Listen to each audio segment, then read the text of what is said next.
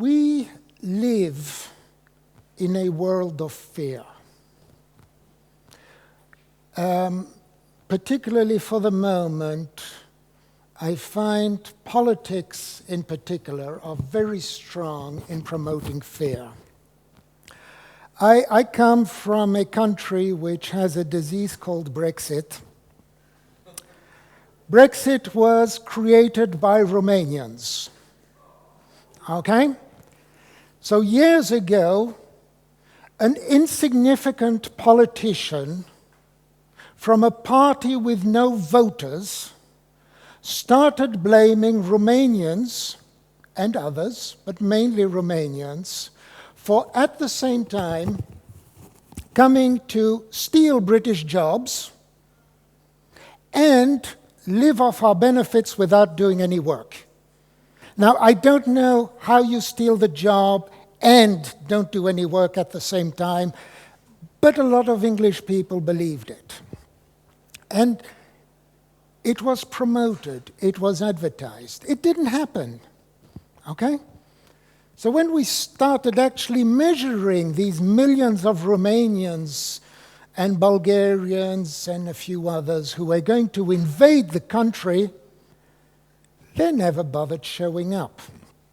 Possibly they'd done their homework and realized that it's not actually what some of the traditional British Empire people think it is and believe everybody envies.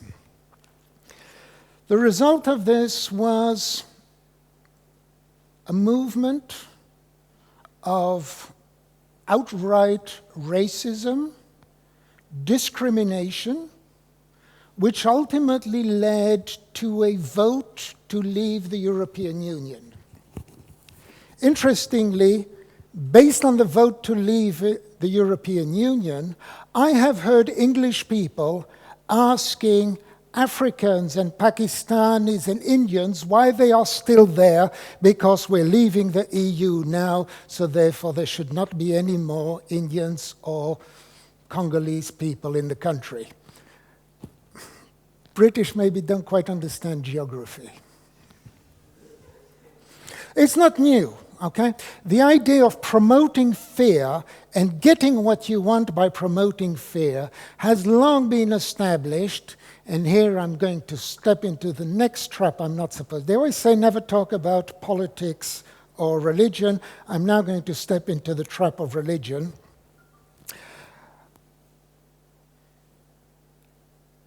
You're going to hell, okay? According to Christians, anybody who is not a Christian is going to suffer eternal torment in hell. According to Muslims, anybody who's not a Muslim, including all Christians, are going to suffer eternal torment in hell. Okay? So your option is, do you want a Muslim hell or a Christian hell? But you're going to hell.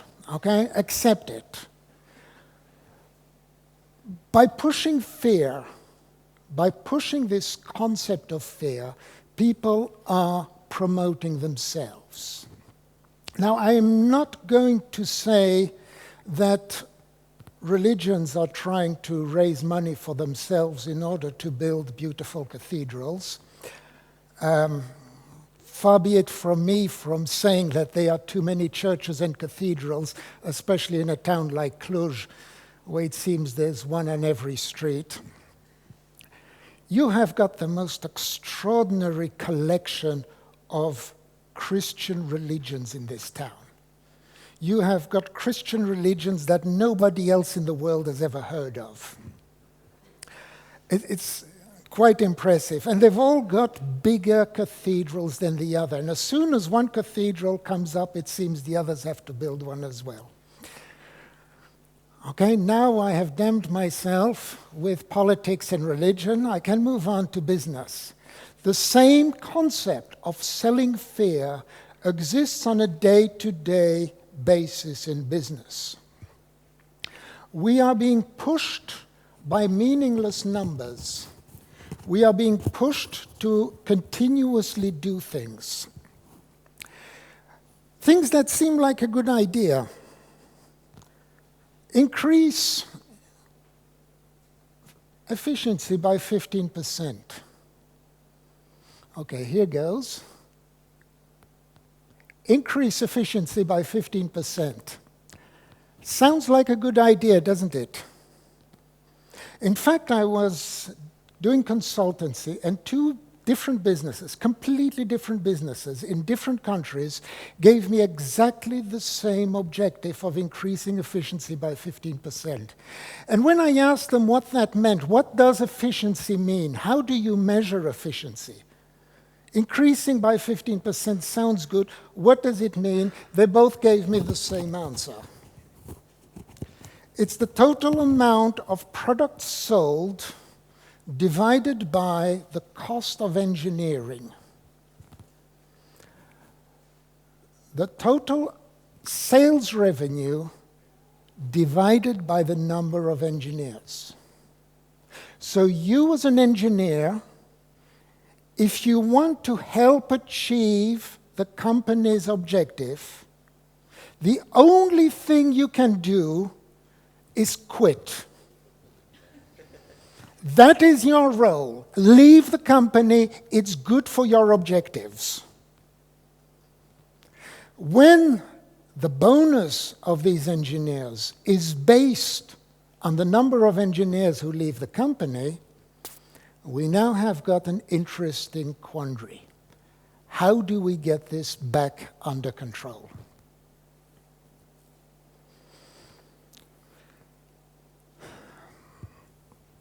We push fear in order to encourage you to do things. We're all scared of something, okay? We all have our own fears. Fear of flying. My wife has got a phobia about being buried alive. I don't know where she gets that from. Probably seeing rubbish films. Fear of open spaces. There's always something. I found in Romania in particular, there are quite a lot of people who find steps to be scary.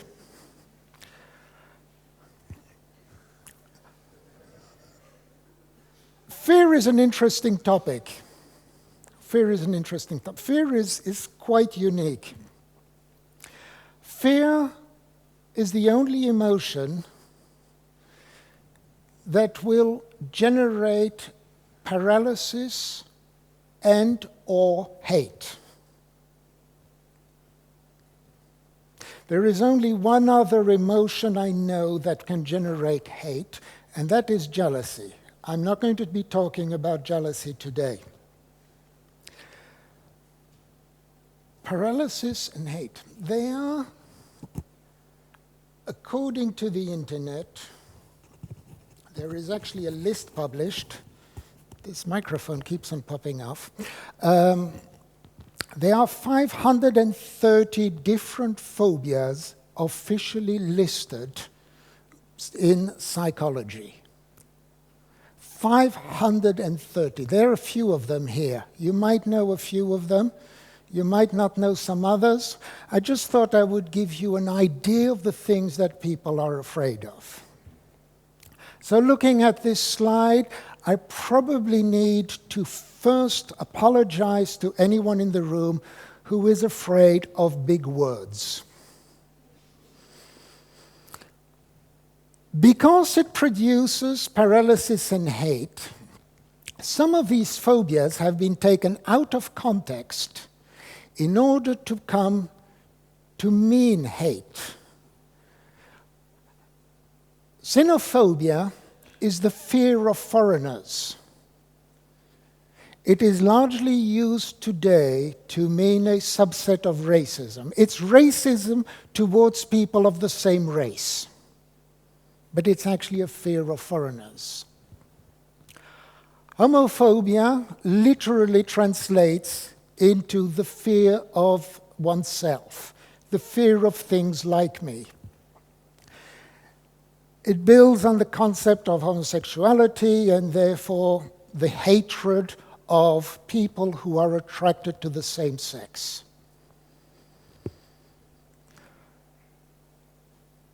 Confusing fear and hate is a problem. Let's come back to business. particularly within this context. I have got the fear of new technology, technophobia. I hope you like my fancy little pointer. Technophobia, the fear of technology. Cainophobia, the fear of change. When you are busy pushing self-automotive vehicles, automotive, does that work? I'm going to copyright that word, okay? Automotive. When you are producing self-driving, the fear of change is enormous. Kakorophaiophobia, that's a challenging one. Uta was just talking about that. And that is the fear of failure. I don't want to try this because I might fail.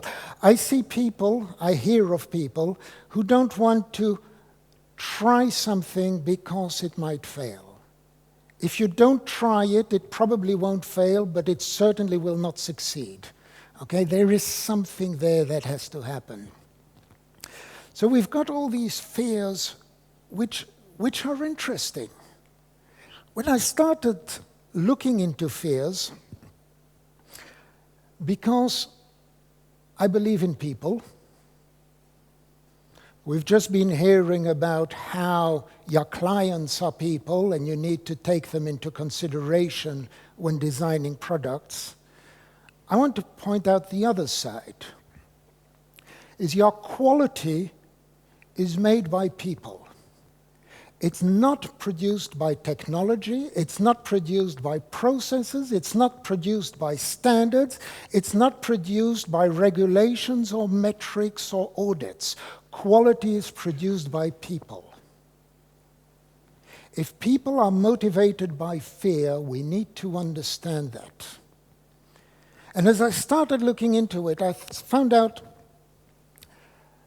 there's actually not that much. There's the fear of the unknown. That includes fear of technology, fear of change, and so on, fear of death. That's all part of the unknown. There is the fear of your own limits. Okay? We all know somewhere down within us that we've just been lucky in life and happened to capture this cushy job because we just talked to the right person at the right time. And sooner or later, they're going to find out that I'm just a teenager who doesn't know diddly squat about, I was going to say doesn't know shit, but I'm not using rude words. Doesn't know anything about what I'm doing. I'm making it up as I go along. And someone is going to find out about this. Cartoon animals. Why cartoon animals? Because you're not scared of spiders. You are scared of what you think a spider is. That's very different. You are afraid of a caricature of an animal, not of the actual animal itself. Memories. We've got this fear of memories. I've been traumatized in my childhood. My son went underwater for about 2 seconds when he was about 2 years old, and it took him 4 years to overcome his fear of water. That's the fear of memories. You were traumatized. Can you move on from it? I'm going to ignore the bottom two because they're not relevant to the business world.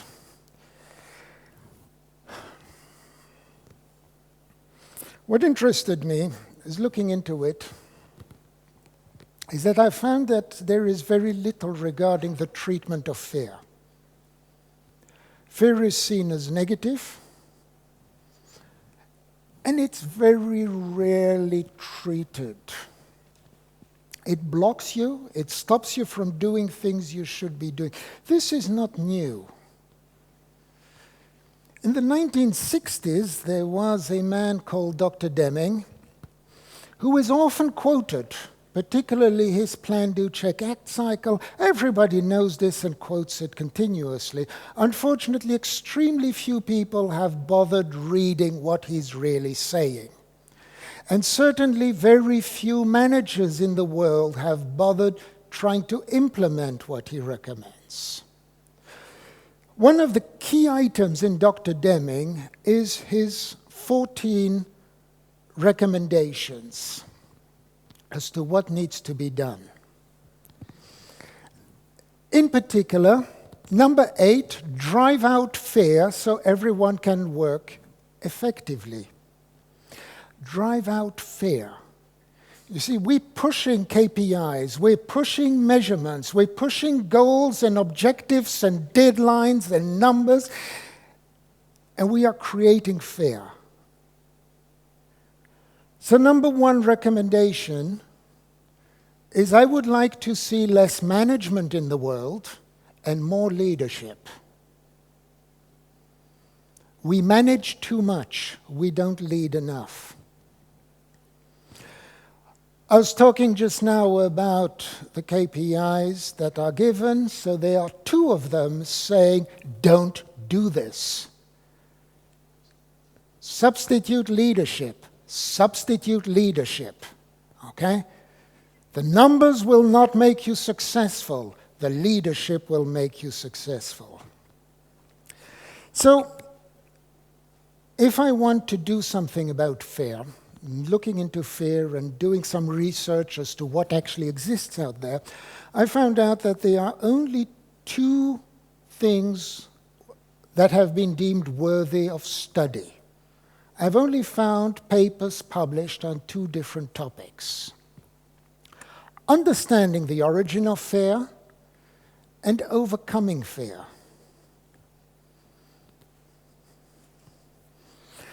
Overcoming fear, I was particularly interested by the fact that you're overcoming fear through medication, amongst more traditional things. That made me look into it, and there is in fact a medicine out there to overcome medication.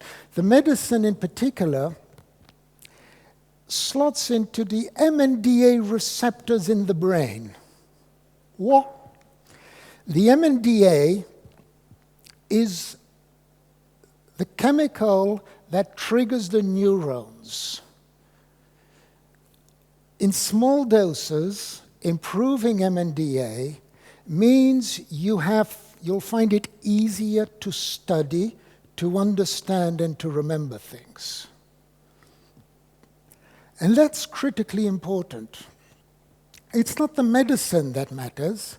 It is the fact that you are learning to study it. You are learning something about your fear. Number 1 thing to overcome fear is education. If you understand what you are afraid of, it's no longer frightening. If you understand the principles of aerodynamics, there's no reason to be afraid of flying. You will find out that it's actually very difficult for a plane to crash. Obviously, it happens. If you understand the principles of statistics and see how many planes crash, you'll realize you don't need to be afraid of flying.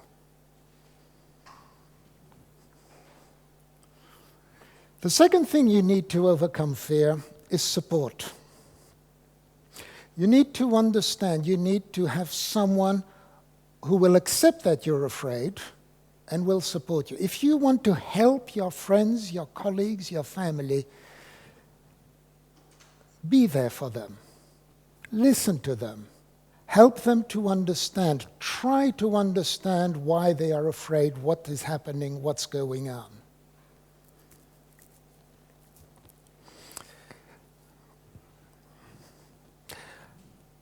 So, what happens if an immovable object, you, paralyzed by fear, gets hit by an unstoppable force of progress?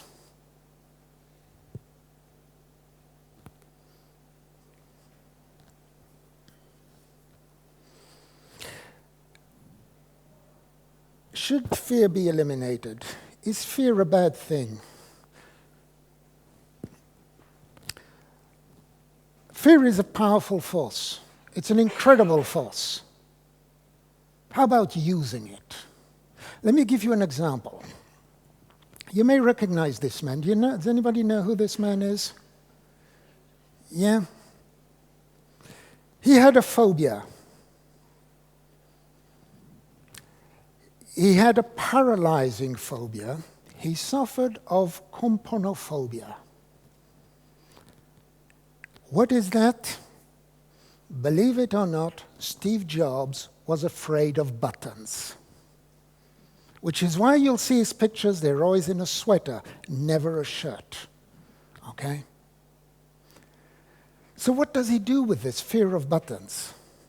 What does this mean? Okay, apart from dressing in black sweaters, what can you do with a fear of buttons? Well, what are the things Steve Jobs is remembered for? Steve Jobs transformed the music industry by inventing the music player with no buttons. Steve Jobs transformed the telephone industry by creating the telephone with no buttons. Steve Jobs transformed the computer industry by creating the computer with no buttons. Starting to see a trend here? Okay?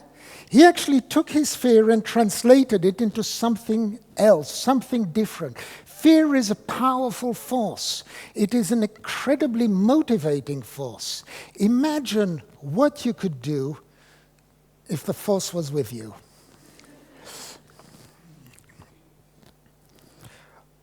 Why is it so important? Because without fear, there is no change.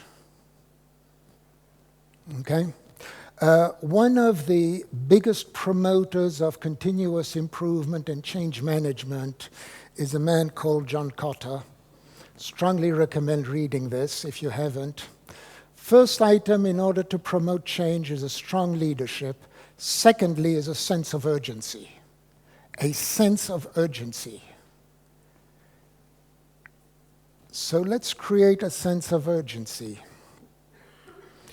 Do you believe that you can have urgency without some form of fear? And that's where things get interesting.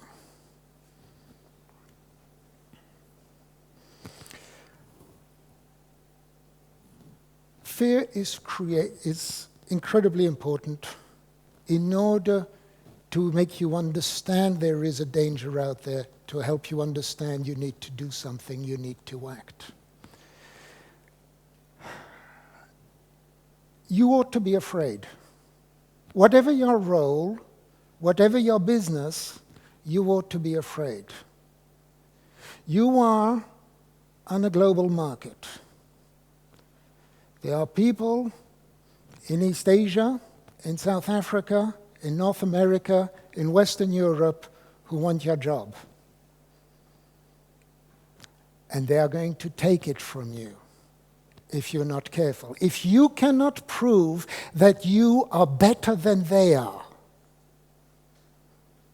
okay? I can find, whatever you are doing, I can find someone who can do your job cheaper than you are doing it. You're on a global marketplace. Change is happening. Change is happening. We are continuously evolving. We are continuously bringing in new things. Whatever product you are busy working on right now is about to be obsolete. Someone out there is busy inventing something that makes your work redundant. Someone out there is about to create a product, a service, a methodology that is better than whatever it is you're doing. Fear of new ways of working. Things are changing, okay? We heard just now about the necessity of building plans or not building plans, going out and throwing a product on the market and see what sticks. The methodologies, the ways of working are changing. These are going to reveal your weaknesses. When we bring in a new way of working, maybe some of the younger people will find out that what they studied in university isn't working anymore. Some of the older people will be confronted with the idea, but I've always done it this way. There's a catastrophe about to hit.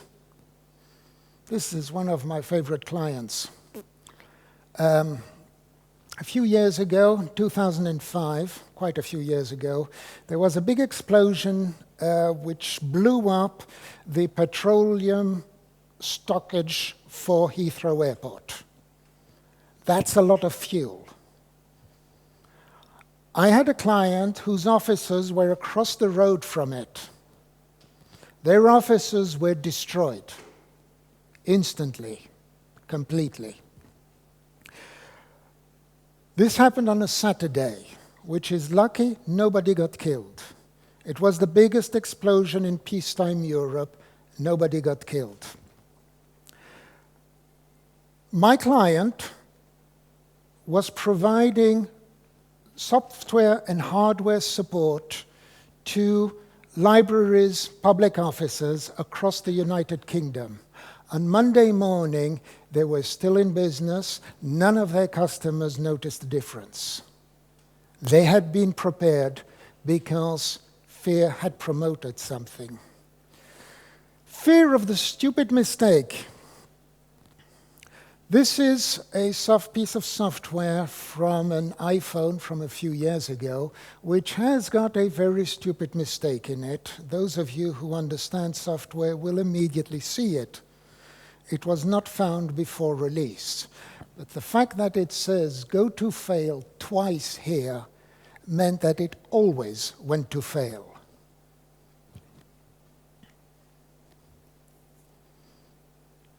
Realistic promises. We make estimates. Some people are good at them. Some people systematically underestimate or overestimate. The bottom line here is someone who is always underestimating. Those are the people that the salespeople like because they always promise things cheaper. The one on the top is always overestimating and always delivers ahead of time. That's nice. There is only one of the three who is actually learning from their own experience and continuously improving because of fear of failure. Rising costs. Costs are going up. Your costs are going up. The costs for your clients are going up. Are you ready? And the opposite side of that is cheap labor. Can I replace you with someone cheaper? Can I make your job simple enough that anyone can do it?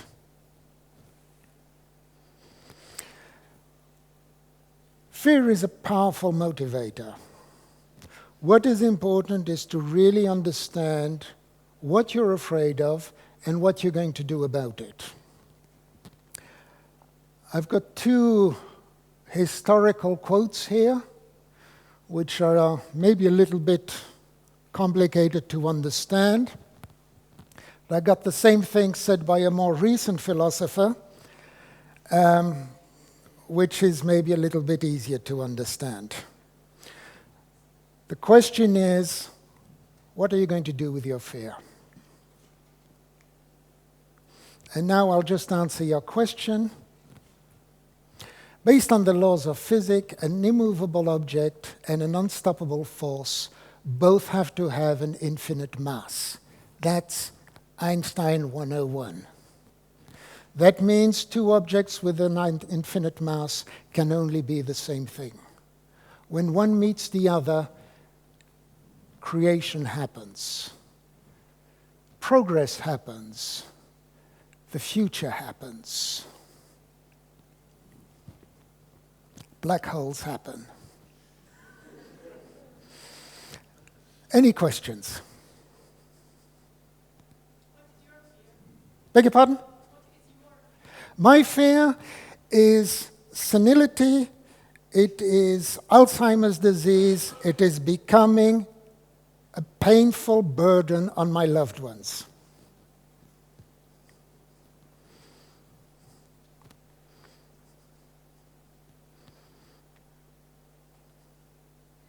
And how am I getting over that fear? Very simple. I told my children, when the time comes, put a plastic bag on my bedside table, I'll understand.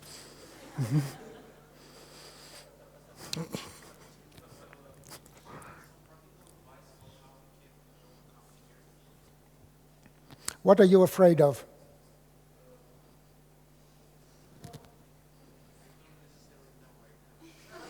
Ooh, fear of ignorance. That's an interesting one.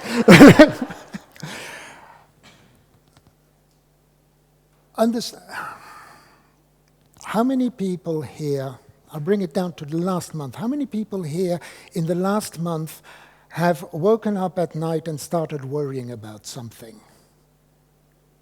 Okay, a few. It happens to all of us. You've got two things you can do when you wake up and start worrying about something. Number one, you decide there is nothing you can do about it, there's nothing to worry about, we'll cross that bridge when we get there.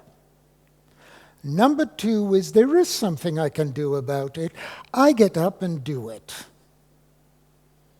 And I will get up at 2:30 in the morning and update a presentation or make notes or do something in order to resolve the problem. But lying there awake, worrying and wishing you were asleep, that doesn't help. Okay? So if you are afraid of something, decide what you're going to do with it. How can you use this fear to carry you forwards? Think about Steve Jobs. Because I had to give this in half an hour, which I'm now at 34 minutes and 22 seconds, this was originally a presentation that took 1 hour. I had a very good section on fear and Batman, which I had to cut out, I'm afraid. I also had some Chinese legends in here, but okay. Batman was somebody else who used fear to overcome something and turn it into something positive. Use it. Don't try to get rid of it. I know there is someone who's supposed to talk immediately after. You're the one who's supposed to. Yes, I'm sorry. I will let you take over. Okay, so can you transform the fear in quality? Because you said previously that the quality is very important from an organization, and the quality is produced by people. So how? Quality is the only thing you can produce as an organization. Your products and services I can find elsewhere. The quality you produce, I cannot. That is your differentiating point. That is your sales force. The quality you produce is the only thing you have to sell. That means that I want to see. It's one of the foundations of my book, Orchestrated Knowledge, in which I explain that the traditional organization, which is based on a patriarchal system of kings and barons, is not fit for purpose in the 21st century. The company needs to be organized around the knowledge flow. Who needs to know what when? How can we make sure that they get it on time? Your fear. Let me give you the story of Cluj, okay? Cluj developed 10, 15 years ago through an explosion in IT and software services based on the very simple fact that you're cheap, okay? Suddenly people in Germany, in the Netherlands, in North America started thinking, we've got half-decent people coming out of reasonable universities who are costing 1/10 of what we cost. Let's move our software development there.